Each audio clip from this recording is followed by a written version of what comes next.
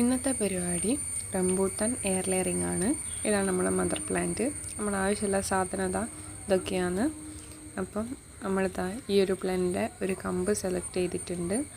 ആ കമ്പിൻ്റെ മുകളിൽ നമ്മളതിൻ്റെ സ്കിന്ന് റിമൂവ് ചെയ്ത് കൊടുക്കാനാണ് പോകുന്നത്. നമ്മളിപ്പോൾ സാനിറ്റൈസ് ചെയ്ത ഒരു നൈഫാണ് യൂസ് ചെയ്യുന്നത്.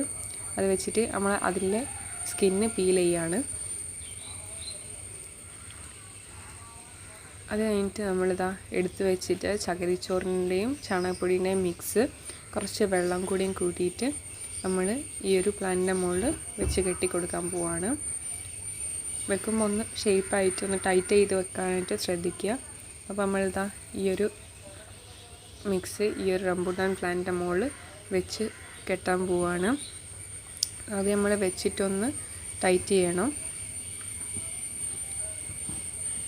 അപ്പോൾ ഇങ്ങനെ ടൈറ്റ് ചെയ്തിട്ട് നമ്മളൊരു കയറോ വേറെ എന്തെങ്കിലും വെച്ചിട്ട് കെട്ടിയിട്ട് ടൈറ്റ് ചെയ്യുകയാണ് ചെയ്യുന്നത്. ഇതേപോലെ നല്ല ടൈറ്റ് ചെയ്തിട്ട് വേണം കെട്ടാൻ. ഇവിടെ നെറ്റ് യൂസ് ചെയ്തതിൻ്റെ കാരണം എന്ന് വെച്ചാൽ എയർ സർക്കുലേഷൻ ഉണ്ടാകാൻ വേണ്ടിയിട്ടാണ്, പെട്ടെന്ന് വേര് വരാൻ വേണ്ടിയിട്ടാണ് നെറ്റ് യൂസ് ചെയ്തത്. പ്ലാസ്റ്റിക് കവറോ തുണിയോ അങ്ങനെ എന്ത് വേണേൽ യൂസ് ചെയ്യുക. ഇപ്പോൾ ഞങ്ങൾ യൂസ് ചെയ്ത ഇവിടെ നെറ്റാണ്. അതിൻ്റെ മുകളിൽ ഒരു കയർ വെച്ചിട്ട് നല്ല സെക്യൂറായിട്ട് കെട്ടി വെക്കുകയാണ്.